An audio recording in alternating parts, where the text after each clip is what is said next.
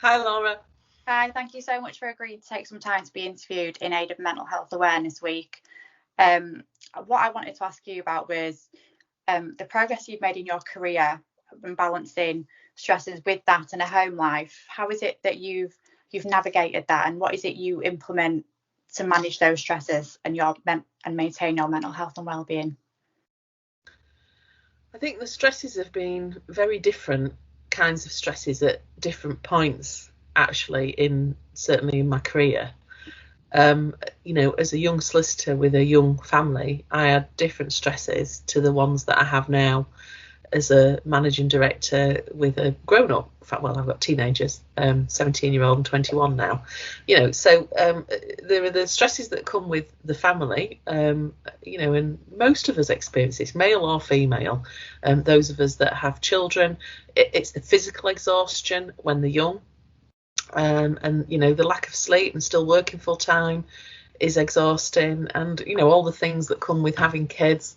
And certainly during that time, managing the family, that was about sharing with friends. That's what got me through that, because you think you're the only one who's experiencing some sort of issue, and when you actually talk to people, you realise you're not. Actually, what's going on in your house is perfectly normal, and your kids are perfectly normal, and you're perfectly normal, and nobody's perfect. And that's what you understand. And actually, the same thing goes for work, actually, which is, talk to the people around you, share things, accept your limitations. You're not Wonder Woman. And I've only got better at that as I've matured, actually, in accepting and saying to people, well, I can't do that, and this is why, or delegating, and talking to colleagues. And so for me, that's a real way of managing stress. And encouraging other people to talk as well, because I can see that colleagues they offer that peer-to-peer support to each other that is just invaluable. And that's what's been so difficult through the pandemic, trying to ensure that people are still talking to each other so we can recognise stress in each other. And it's different for all of us, and when we know each other, you do see it. So for some people, they get cross and angry, and other people they go quiet, and other people might be upset, and other people actually are probably sometimes a mixture of the three. But when we're still maintaining that dialogue between each other, you can then step in and help and say, it's all right actually to have a rubbish day. And if we have a physical health problem, we sort it, don't we? And we talk about that. That's not an issue. So actually a mental health issue, it's no different, is it? No, it's not more important that you are well enough to feel. So for me, it's just transparency, and I've always been a fairly open person. And you find actually when you share with people, they start sharing back with you then. Yeah, absolutely. And that really helps. Thank you, Laura. Thank you so much for taking the time. I really appreciate that. Hi, Laura. How are you? Hi, I'm good, thanks. How are you? Good. Yeah, not too bad, thank you. Thank you so much for taking some time to speak to me today about in aid of Mental Health Awareness Week. Yeah. What I wanted to speak to you about was you've recently qualified as a new solicitor, but your experience as a trainee, balancing the workload that goes along with that and studying, how did you find the stress with that? How did you manage it, and what did you do to navigate your way through that? I think it is obviously quite hard being a trainee. There's quite a lot of work you've got to do, and there's that pressure of trying to do above and beyond every time you do something, and it does sometimes get to you. Along with the studying, like you said, you have a few exams when you're a trainee that you've got to do, and some people have the law exams whilst they're working as well. What I found was I tend to take time off work if I had any exams or things like that, and just my friends as well. I'd spend quite a lot of time with friends and family, try and completely shut off when I'm away from the office. So I don't go on my phone when I'm at home. I don't look at my work emails.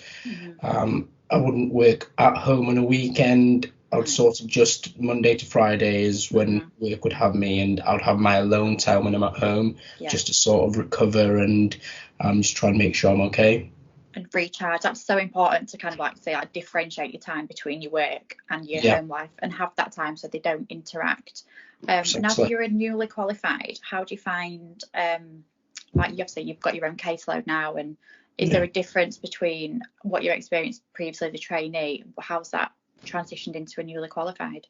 Yeah, I think there's a lot of responsibility when you're newly qualified, and you know, like you're saying, it's your own files, your own clients, and sometimes there's also the billing as well, the pressure of being able to meet your billing targets. I've found it quite well, just because I obviously work alongside a senior solicitor, so that gives me a bit of help. If I've got any questions I can ask her, it's quite easy, and I don't feel really pressured or anything like that in terms of billing or working any extra hours.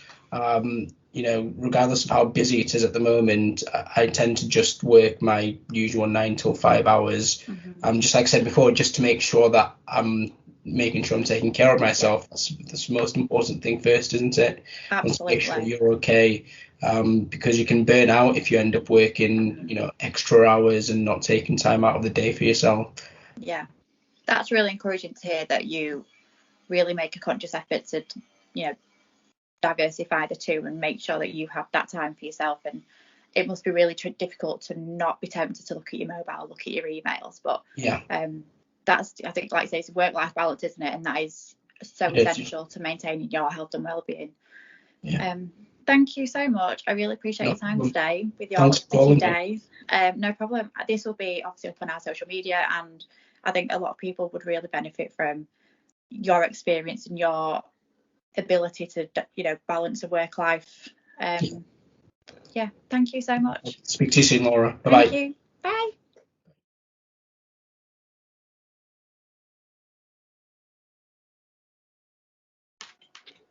Hi, Joanna.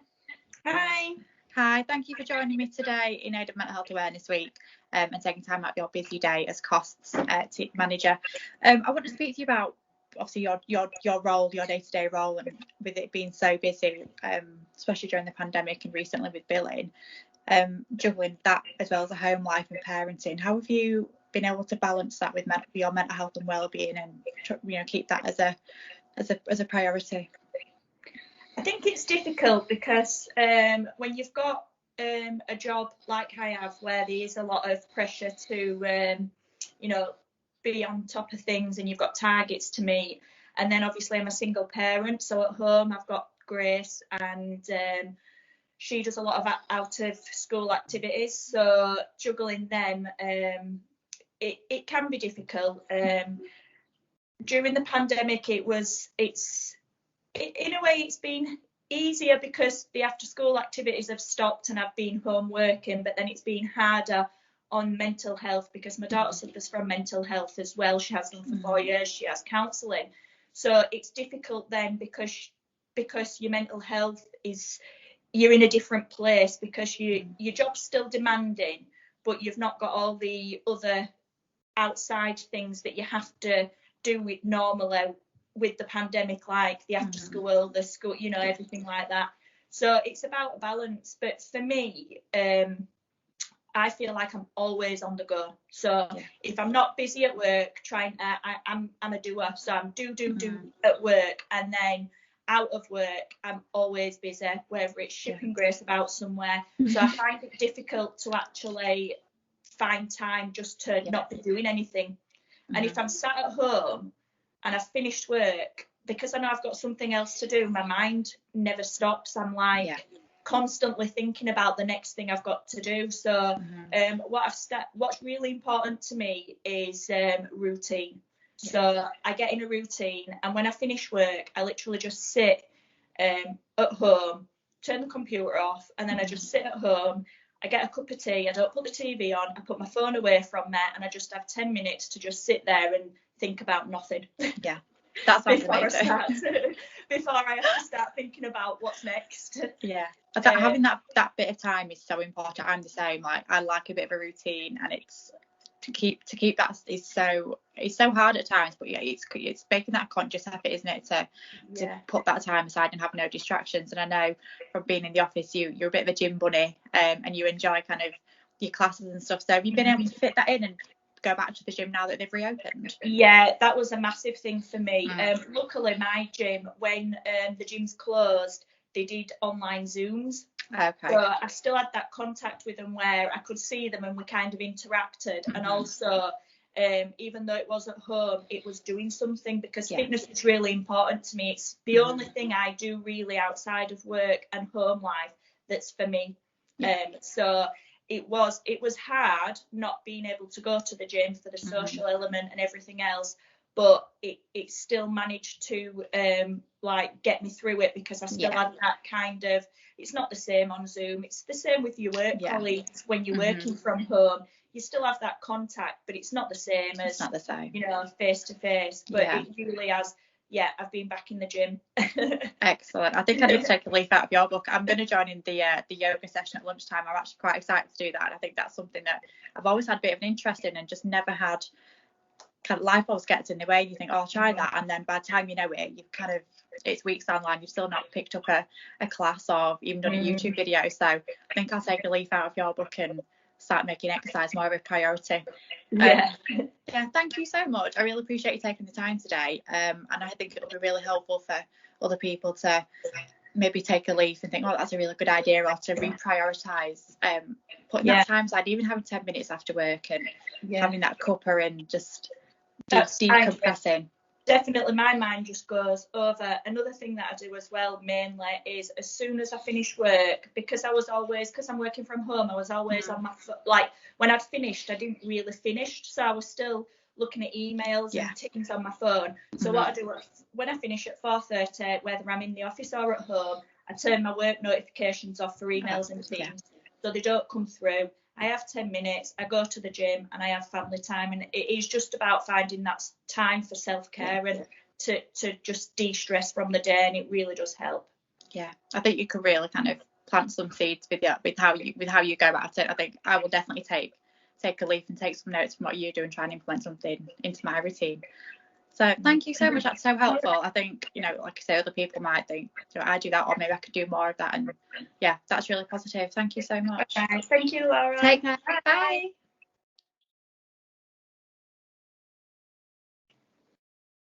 Hi, Susan. Hello. Hi, thank you for joining me today on your annual leave day, working at home, revising hard for your exam. What I wanted to speak to you today in aid of Mental Health Awareness Week was about how you juggle your training contract as, you know, trainee solicitor, how you juggle your home life, you attempting to buy a house, and how you've settled in you've come from Poland, so you're dealing with the adjustments of a new life in a new country, and obviously you're married, so how do you juggle that with having time to relax and unwind? Yeah, it's a good question. I don't know. It's kind of a trial and error for me. So it started from the very beginning since I came here, because I started studying and working as soon as I started uni. I was still at work, and I had to kind of come up with a routine where I don't spend too much time on studying and I don't focus too much on stressing about work. Because, like you said, it's quite difficult to kind of say stop at some point and have the free time. I think what me and my Louis do, we just we say that when we come back from work, and then we maybe sit down and do our bits sort of until evening time around 6:30, and then we put everything down from that time on, and we just spend that time together. So we try to kind of divide when it's a work time and when it's our time. But also we really like to cook, so we cook together, and that's also very relaxing. So that allows you to kind of stop thinking about stresses and studying and thinking about work. So yeah, I find this very, very interesting. But very recently, I also started reading comic books, because my Louis is a very keen reader, and he kind of started introducing me to them, and I find it very, very good and relaxing to sit in a bus on my way to work or coming back and read a comic book, because I used to just sit on my phone and then keep checking emails and stressing about my work life and about my school life. But now that I do it, it's actually just my time to relax. So Yeah. I find it very helpful.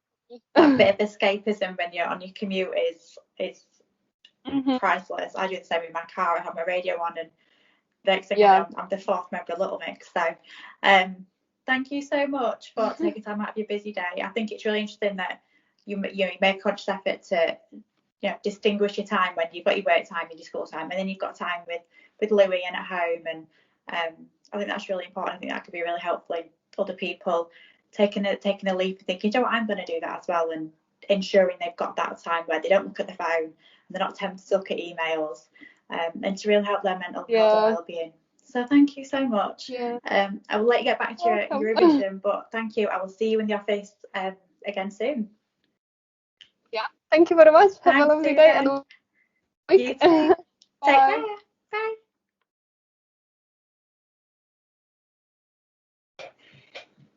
Hi, James. Hello, how are you? Hi, I'm good, thank you. How are you? Not too bad.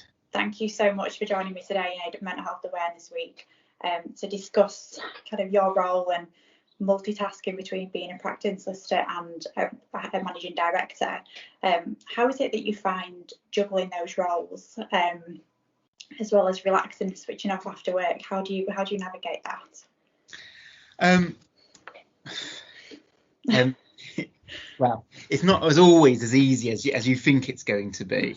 I, as a fairly senior solicitor and a head of the childcare team, I have quite a heavy caseload, and therefore my working day is generally quite long. I start work at around 7 o'clock and will often work into the evening. However, I have a great team around me. I have Jane, who helps do a lot of the management within the team on a day-to-day basis, and that helps free my time up to focus not just on the fee earning perspective, but also then enables me to look at the more management of the firm more widely as well with my other directors. Over the last year, I've made a conscious decision to try and not do as much fee earning as what I was doing, in order to give me more time to look at the business as a whole, and that's been more important during the COVID situation, when we've had to have a lot more decisions makings and much more regular meetings just to keep up with the changing information that we were getting, especially at the beginning of the pandemic from the government last year. So that there's been a shift for me in order to cope. But there's not a strict kind of ratio of 60% or 40% or anything like that. It's really just trying to see there's peaks and troughs in my work, and so there'll be times when I'm extremely busy with the casework, and therefore the management has to take a bit more of a back seat, and there's other times I'm a bit quieter when I can do more management stuff, and my other directors are aware of that, and so is Jane, and then we all work together in order to try and get that balance so things keep moving, but I can still do my fee earning when I need to as well. Yeah, and that's, I think, like you see, it's so important, like you say, delegation, having that communication with those around you. How is it, obviously, juggling such responsibilities? How do you switch off after work, and how do you allow yourself to have that time to recharge and better your mental health and well-being? I think from my perspective, being able to talk to people about what's going on. As a set of directors, we do talk to each other about issues. We have our own WhatsApp and various forms, and we can phone each other, and if we've got something that's talked about, and we've learned the importance of us talking, and that's certainly as a group of directors we've established and we've got better at as we work together. Personally, it's about talking to my other half, about being able to just chew over things in a kind of way. They're a professional person themselves, they have their own business, and so they can look at things from an outside perspective, and so sometimes those issues that you feel are really important and are really nagging you or slightly stressing you, talking to somebody from an outside perspective can put it into the reality of the situation and say, well, actually, is that really that important? Is it this thing or is it that thing?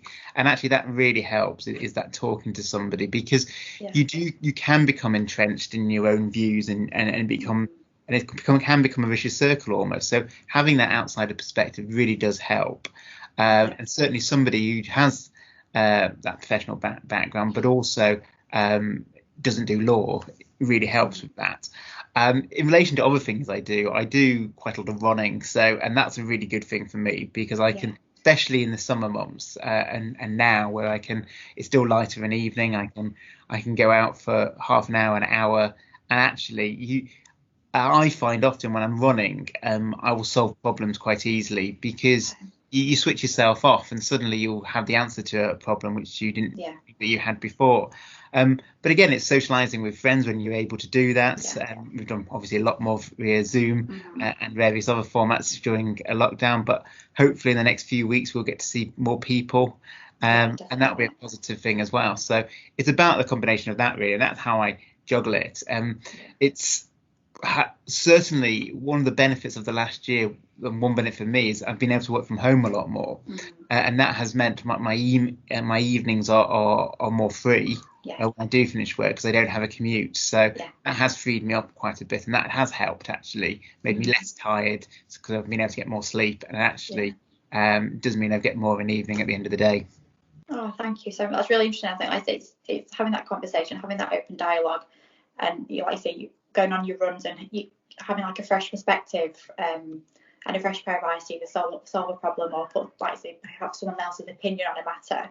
I find that really helpful at times as well. Thank you so much for taking the time today. I really appreciate it. I think, and the only other thing I would say is that, certainly from a day-to-day perspective, it is the team. Whilst I head up the department, it is what I do. I head up, but actually it's everybody around me, the other fee earners, the other support staff, Jane, who helps manage. They all have their crucial roles in actually helping each other manage it, and that's certainly something I appreciate, and that helps certainly with my mental health going forward. Absolutely. It's a really great supportive team to work in, and I think the more we help each other out and we have that communication, I think we'll do quite well. I think we'll do very well. I think we do very well. So yeah, definitely. Thank you so much. I will let you back to your busy schedule, but I really appreciate you taking the time today. Not a problem. All right. Thank you. Thank you. Bye. Bye.